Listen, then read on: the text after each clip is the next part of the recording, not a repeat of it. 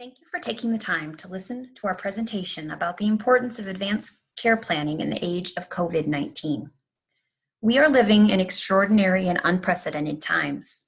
We have created this video to help you understand advanced care planning and how we can prepare ourselves and our loved ones if we become seriously ill.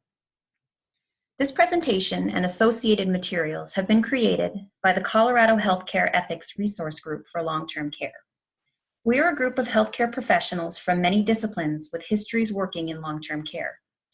This has been created for informational purposes only. All efforts have been made to ensure information is correct and as up-to-date as possible in this rapidly changing time. To make sure we are all starting from the same place, let's talk about the basics of advanced care planning.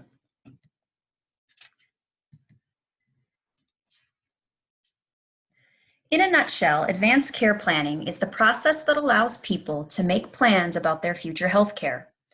Good advanced care planning will provide direction to loved ones and medical professionals if we are unable to speak for ourselves. We cannot expect our loved ones to make decisions for us unless they know what is most important to us. Advanced care planning includes the completion of forms. However, forms are only one part of the process. The other very important part is what we call the conversation. The conversation helps people we love truly understand our values and healthcare choices. Documents cannot always accurately and completely address what matters most to you.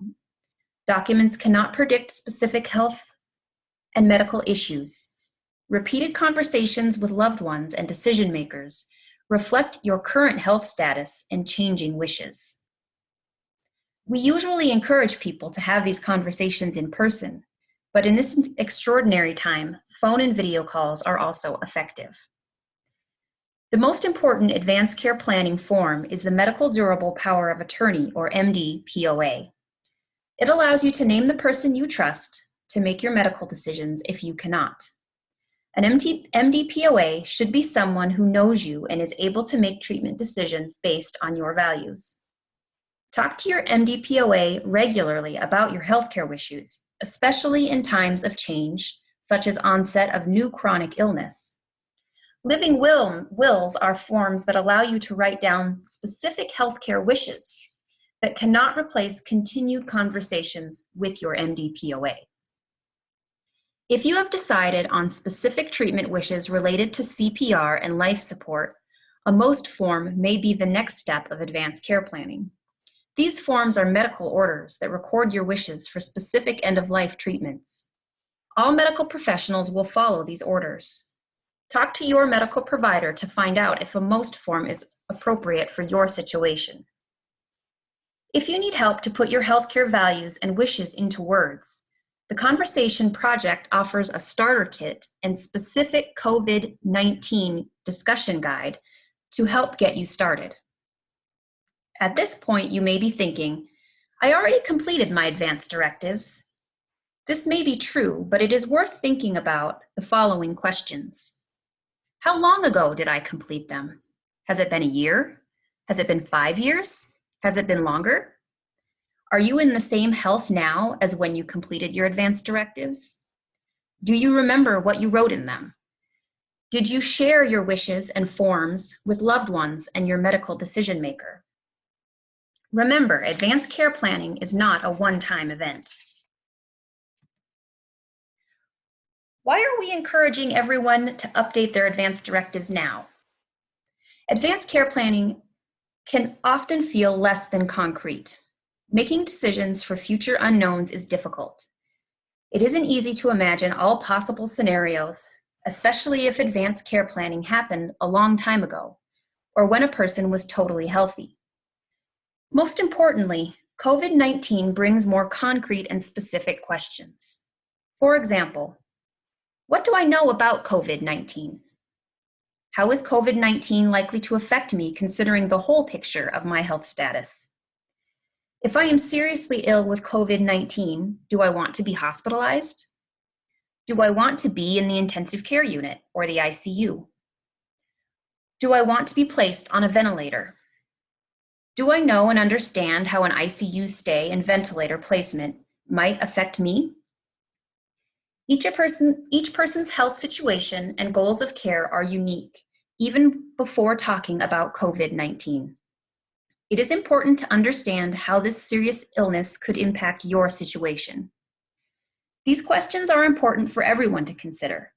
There are people and situations in which hospitalization and ventilator support may not fit with overall goals of care. Talking about these things helps give us control in an unpredictable world. After you have thought about your wishes, talk to those who matter most to make sure that they are documented. Our goal is that every person's wishes are expressed and respected. To help you make decisions that are right for you, let's review some basic information about COVID-19 hospitalizations and treatment. About 80% of people who get COVID-19 will recover without requiring hospitalization. Of those people that are hospitalized, about 1/3 will need support in the intensive care unit. Most hospitalizations are due to problems breathing. The possibility of becoming seriously ill with COVID-19 increases with age and number of chronic health conditions. For example, COPD, heart disease, or chronic kidney disease. Each individual needs to consider their current health status when making these treatment decisions. Older adults with chronic health conditions who use a ventilator may not survive, and when surviving may have reduced quality of life.